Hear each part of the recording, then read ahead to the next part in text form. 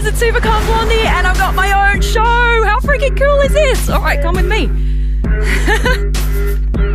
I didn't even fall down the stairs. That's super exciting. All right, welcome to the Supercar Blondie Eye Experience, you guys. If you missed the first episode, go check it out. I spoke to the music legend, Steve Aoki. You guys know exactly who he is. Go check out that video. The link to that video is in the description below this.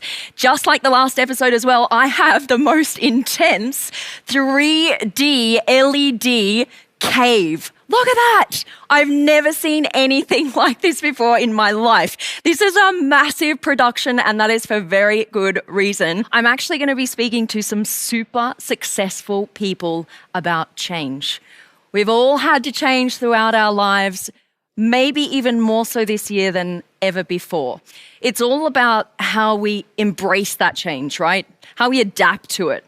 This episode, I am about to chat to the incredible video illusionist and internet celebrity, Zahcking. Now, this guy has over 90 million followers, you guys. 90 million followers. Can you just imagine what that's like? He spends more time doing a 10-second TikTok video than a lot of people put into full feature-length films. Oh, woo! Okay, this is gonna be easy. Sorry, buddy. Oh.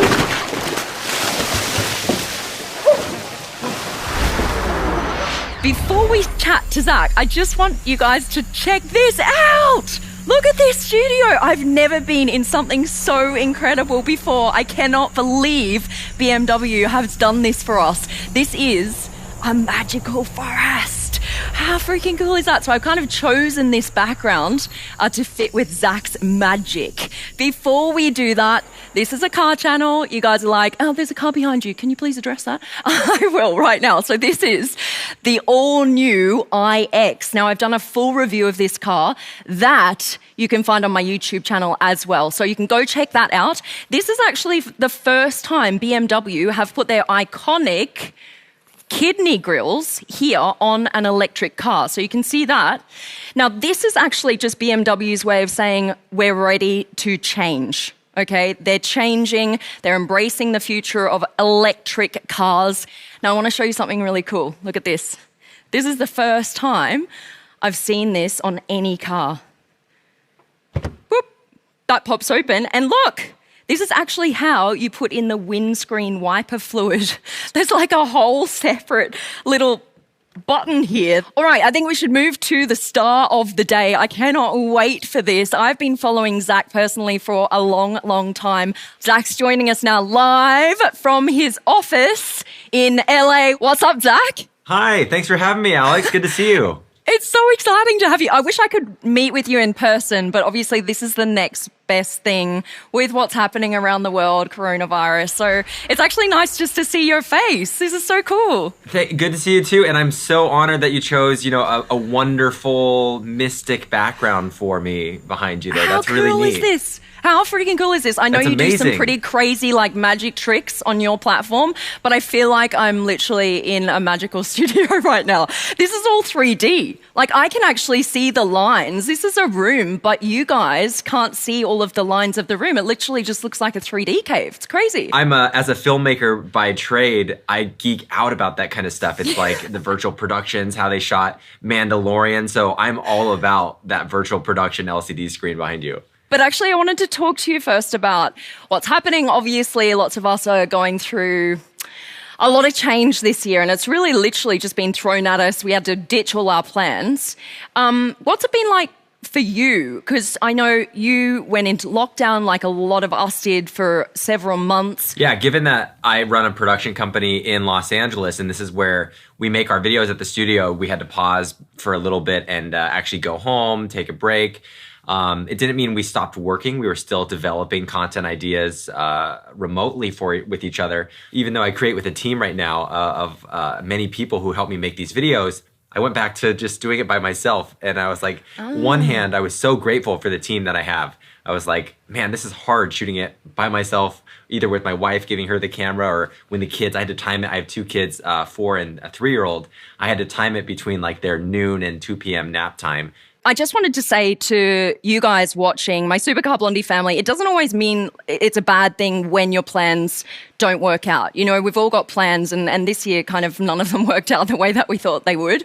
We just had to run with it, you know, and make the best of it. And that's something you've kind of been doing from the very beginning, wherein you actually had plans to go to film school, right? It's kind of weird looking back, yeah, because I was always in love with filmmaking since I was a little kid, right? Like, I watched Jurassic Park when I was 3 or 4 years old, and that got me into the love of filmmaking. It was amazing that in 24 frames a second, you know, you could have these emotions conveyed, whether it's joy or excitement or fear even with the dinosaurs. But when I applied to film school, I got a rejection letter. But that's what you're talking about. Like, you have to embrace, you're either gonna let the change or that rejection turn you away and you go down a different path, or you're turn that energy and my love for film into just posting on YouTube. I was creating film tutorials. So I was teaching people my passion, my love, which was the craft of filmmaking. And I was just putting that on the internet. First of all, that film studio that rejected you is kicking themselves right now. Like, how could we do that? That was Zahcking. Like, he was so good at what he did. I was teaching a plug-in for the lightsaber effect, you know, in Star Wars, how they battle. And I was like, well, you know, it'd be fun. Instead of me battling my roommate at the time, I would get my roommate's 2 kittens and have them battle. So we made a film called Jedi Kittens. And when we woke up, it had like a couple million views. And on YouTube back then, I mean, the views have kind of inflated over the years. But like back 10 years ago, 2 million views was like, it was on the news. You know, the radio was covering it. And so we woke up to like CNN playing it or Good Morning America. And then all of a sudden it was like, whoa, what's going on? Like, why did that resonate? You hit the nail on the head. Like at the beginning, you're like, I have no idea why this worked. I think it seems so easy to jump to that conclusion that as soon as you start creating, you should be making or having millions of people around the world watching your stuff. But it's actually baby steps. And I think people need to realize that, you know, you start here. Everyone starts with 0 followers. I met a kid, I was in line for a burrito the other day. Yesterday, and a kid came up and it's like, I don't understand. Like, okay, how many followers did you start with? And I'm like, whoa, what? 0. Like, I start the same as everybody else, the same as Alex, the same as me. Like, we all start at a big fat 0. To a lot of people, it still seems like the overnight success, right? Like, just because we are blowing up on the latest platform, which is TikTok now. You have the most viewed TikTok in the world with over 2 billion views just on one video. One video, you guys, one video with 2 billion views. Can you just imagine that? And there was something like 17 seconds long. I actually just want to watch that with you very briefly.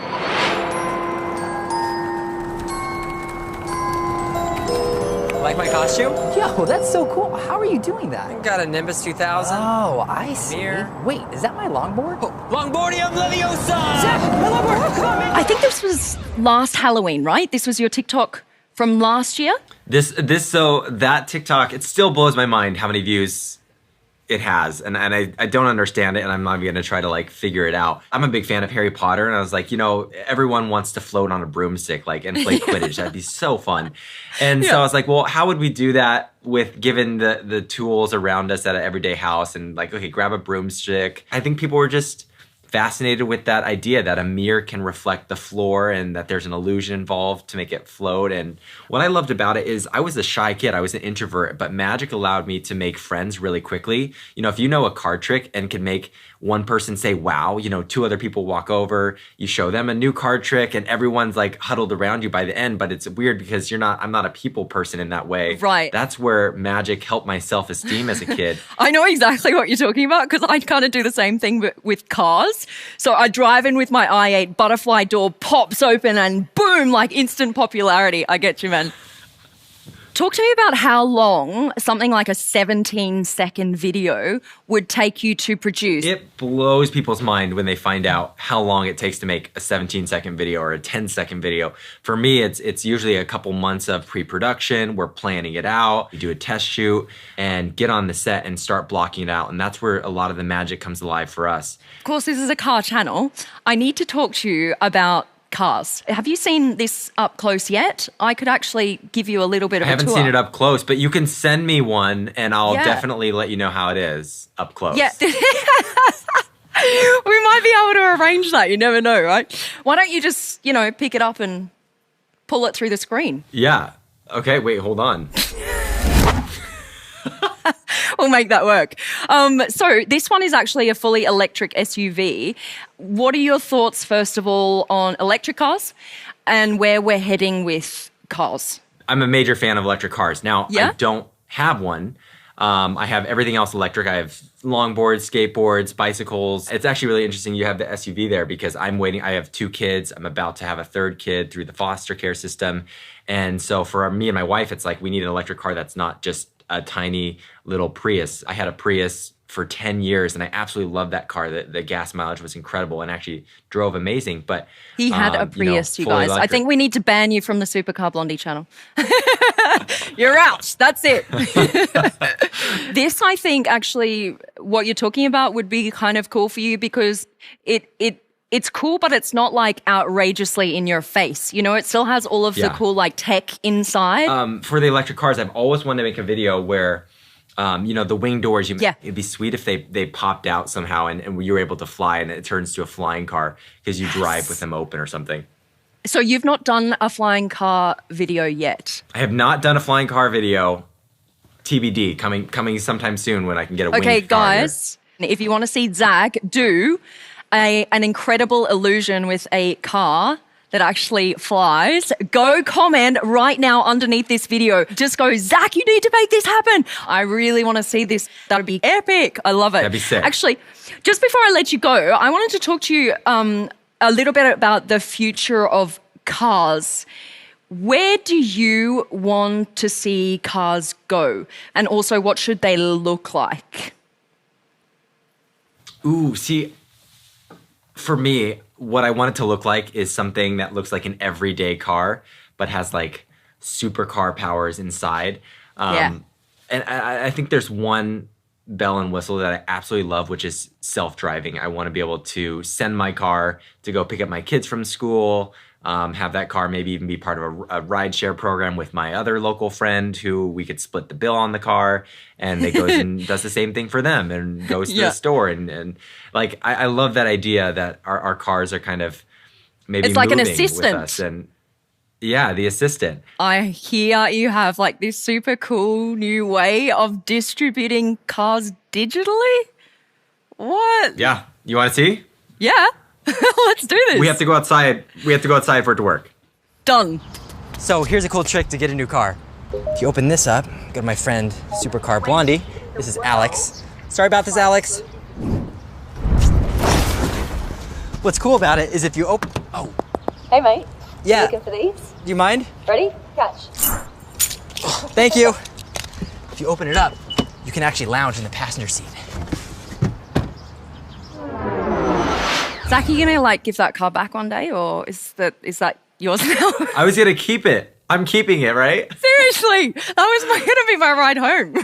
Guys, I think I need the keys to this car. Yeah. Yeah, I'll take this one. It's fine. It's good. Zach, it's been so freaking cool to chat to you. It's been so nice. Thank you so much for coming on the show. Thank you, Alex, for having me. Best of luck with the rest of your show. It's amazing. And I'll see you later on the internet. Thank you so much. Guys, Zahcking, how freaking cool was that? All right, see you, Zach. Catch you soon. Bye. All right, guys, on the next episode, we're going to be speaking to someone who has probably changed more so than anyone I've ever met. Her name is Bethany Hamilton, and she lost an arm to a shark attack. 3 months later, she was doing professional surfing competitions. That is absolutely amazing. Cannot wait to speak to her. For now, hope you enjoyed the episode. We're out. Love you. Bye.